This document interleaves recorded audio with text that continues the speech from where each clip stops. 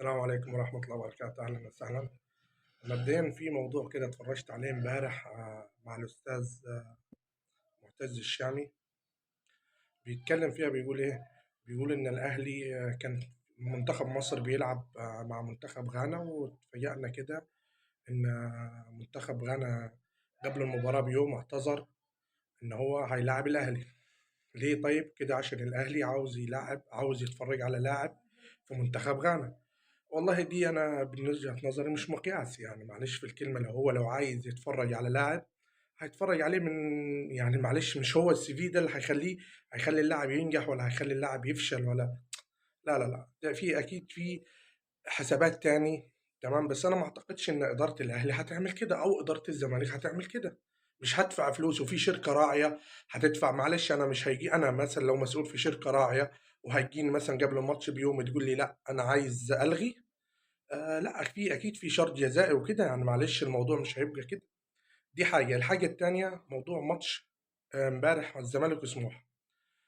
اللي انا شفته في الماتش في احتواء، في احتواء على اللي عمله الحكم، في احتواء. بس انا من وجهة نظري في حاجه، ايه هو؟ الراجل ده معلش في الكلمه حسبها مقياس مثلا ايه، يعني مثلا في كرة زيزو، هي الكرة شافها ان هي ضربة جزاء، بس لو كمل اللعبة وجت الكورة ما طلعت بره، يعني ما جتش هدف وكده، وراح اتفرج عليها في الفار او الفار استدعاه، هيجي يقول لك ايه؟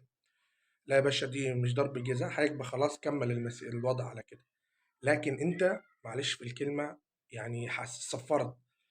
في الحالة دي انا خلاص الكورة هنيتي، ممكن انا وارد في منطقة الجزاء شوطة وجت هدف، انت ضيعت مني هدف صح. ما هي بتتحسب بالمقاييس دي. دي كانت انا من وجهة نظري غلطة من مين؟ غلطة من الحكم. تمام، وإن شاء الله كده بإذن الله يعني يتوفق في الماتشات الجاية بإذن الله. تاني حاجة موضوع الباشا بتاعنا المستشار مرتضى منصور. المستشار بيقول إيه؟ بيقول أنا ليا 5 أيام ما جيتش النادي ولا حضرت في النادي. طب ليه كده يا سيادة المستشار؟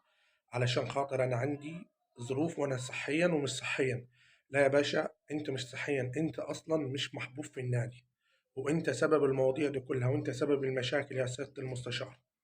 يا سيادة المستشار، لمها انت وعيالك، هي مش عزبة، والله ما عزبة. مش عزبة يا سيادة المستشار، هي مش عزبتك انت ولا عزبة عيالك. دي مش عزبة، دي نادي الزمالك، نادي شعبي، مش نادي لو مؤاخذة قطاع خاص بتاعك انت وبتاع عيالك. انتوا السبب في المشاكل دي كلها، وانتوا السبب في المواضيع اللي حاصلة دي كلها، انت السبب فيها. يا ريت تفهم، ويا ريت يطلعوا رجال الجمعية العمومية تتخلى عنك وتقول لك مش عايزينك، عشان انت فعلا فعلا كرهت كل الناس في نادي الزمالك. السلام عليكم.